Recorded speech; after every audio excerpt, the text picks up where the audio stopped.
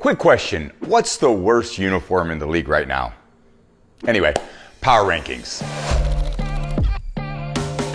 10 through 6, it's the Bills, Broncos, Patriots, Eagles, and Chiefs. The Chiefs, Eagles, and Bills are your wild cards sitting just outside the top 5. Remember, past success might not predict the future, but nobody wants to see those teams on their schedule as the season progresses. Seahawks fans aren't going to like it, but grab a win off the bye next week, and I promise you'll be right back in. Let me know who else you think is knocking on the door in the comments below. The Rams kick off the top 5, moving down a couple spots on the bye week as they get back from London. Stafford and company have faced a tough schedule and some crazy travel, and still, they set themselves up with a great 5-2 record. We know Sean McVay can coach in November and December, so I expect this team to be a contender into the playoffs. Tampa got back on track, blowing out a division opponent on the road in New Orleans. That is not easy. Bouncing back after losses is such a huge part of what makes a championship caliber team in this league, and the Bucs did just that. The bye week comes at a great time for this team with a huge matchup against the Pats on the horizon.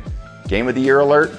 I think so. The Pack also went on the road to get a big win in an emotional matchup against their old buddy, Aaron Rodgers. Pittsburgh's one of the toughest places to play in the NFL, and Green Bay trailed most of the game before a monster fourth quarter. That's the kind of calm under pressure that I like to see from a young quarterback who might be starting to ascend this season. Keep an eye on Jordan Love as a dark horse in the MVP race. The Lions fall out of the top spot by no fault of their own coming off a bye. I'll be in Detroit this week with KB and the crew when the Vikings come to town, and it sounds like we might see JJ McCarthy back under center. We know the Lions love a chip on their shoulder. I hope Dan Campbell has this number 2 ranking pinned up on the bulletin board all week. Prove me wrong. I'm not gonna lie, didn't want to do it.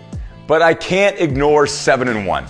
The Colts have arrived, and they are finally the number 1 team in my power rankings. I know people have their doubts, but this offense hasn't taken a single quarter off all season long. Their only loss came against another top 5 team on the road in LA, and they deserve to be on top of the pile. With a favorable schedule in the second half of the season, could the AFC run through Indy this year? I feel sick just saying that. I'll see you in Detroit. Let's go.